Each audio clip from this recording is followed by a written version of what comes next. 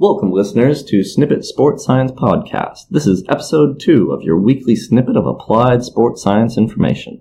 I'm here today with Chris Gaviglio. We'll be covering the article, Heated Jackets and Dryland-Based Activation Exercises Used as Additional Warm-Ups During Transition Enhanced Sprint Swimming Performance by researchers from the University of Canberra Research Institute for Sport and Exercise. How you doing, Chris? Good, thanks, Jared. And yourself? Pretty well. Can you give us a rundown on this article? This article just looks at the role of different warm-ups and in particular the role of passive heat maintenance in performance. This really bases around some good research about the role of muscle temperature and performance.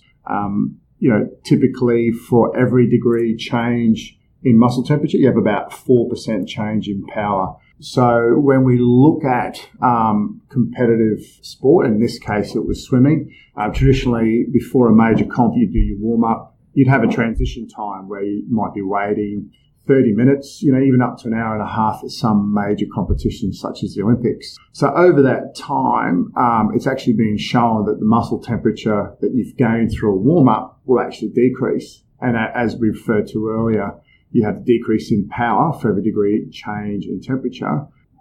You can actually, obviously, be at a disadvantage once you get to the start line. And all that really good work that you've done during the warm-up has been dissipated.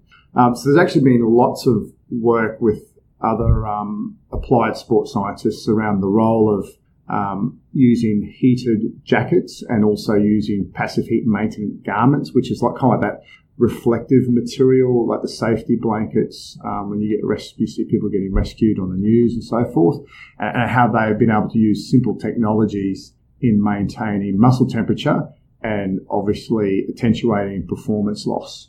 All right, so that's the problem they're trying to solve is there's this really long transition period, the athletes cool down, and then because of the cooling down, they're not able to achieve the same performance. Exactly correct, yes. So how they've set up this study to sort of try and address that issue?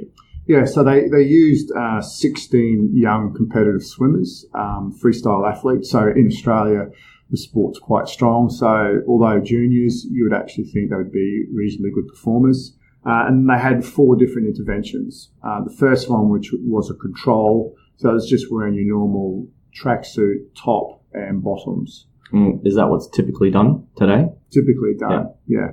Typically you have that. So typical practice today versus the interventions. Yeah, the other interventions were they wore an insulated top with an integrated heating element. So they call that passive, as in passive heat maintenance. The next intervention was they performed a 5-minute dry land-based exercise circuit, or then a combination of both the passive and the dry land.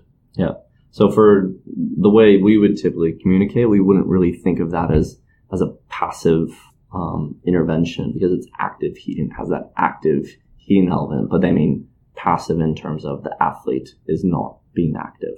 Passively heated. Passively heated. Yes. Passively heated. Yeah. So, and there's a lot of evidence around the role of exercise and potentiation. And as we know, exercise reheats the muscle up. So what is the best combination? Because there's also some other studies out there that have looked at the timing between the cessation of the warm-up to the start of the event. So traditionally, the closer those times are, you're maintaining muscle temperature. So my opinion is they're just trying to maintain a little bit of muscle temp by using muscle activation. Yeah, makes sense. So what sort of outcome measures were they looking at with this? The big one was time, swimming time. What could they do in the race? And core temperature as well. Okay. So they were your main 2. And what did they find with those? So they found that the combination of the heated jackets and the dry land-based exercises provided the best strategy for maintaining core temperature. So that was probably the main one there. The combination, so the 2 dry land and the jackets, and the dry land alone yielded faster overall time trial performances. So compared to the control, what I found interesting in this, so when you looked at the core temperature, as I said, it declined less with the combination and a little bit, they said possibly with the dry land, but not really a major one with just the passive heat jacket alone. Okay. Yeah, so Interesting. So some other studies have looked at this, and they've actually found that they've been able to attenuate the muscle temperature loss totally. And part of me then thinks about is that the difference between using a jacket to some other studies used pants. Yeah. So those two, the style and maybe the temperature as well. Yeah. Very, very different tissue. Yeah, wearing definitely. pants versus a jacket. With a jacket, you're covering your sternum, you're covering your heart, all your organs. Whereas when you're wearing pants, it's almost purely muscle tissue. Yeah, exactly right. And we actually did some small studies here at the QAS in our climate chamber where we just used a jacket. And one thing I actually found was that the temperature would actually come up the bottom through the jacket. Yes. And it wasn't as effective. So, they're the little things you think you need to consider. Say, you might go, I've got a nice big jacket on, but if there's cold wind coming up underneath it, doesn't matter how much heating that jacket's doing, some major tissues in terms, especially the thighs and the legs, which is going to give you your start time in a very important 100-meter freestyle sprint. You're going to be losing muscle temperature and obviously muscle performance. Yeah, designing the garments is really critical.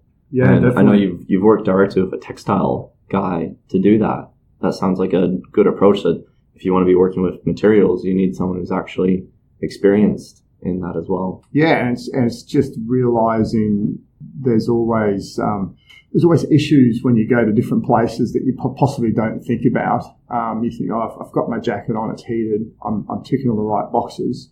But there's other little challenges along the way in your environment that you really need to consider. Yeah, exactly. Yeah. So what are the takeaways from this? So the big takeaways is that still using a heated tracksuit jacket is useful, but having a combination of that and dryland exercises are nice, simple interventions that can be implemented in real-world competition settings. In terms of just core temperature, the combination of both the passive heating and the dryland activation.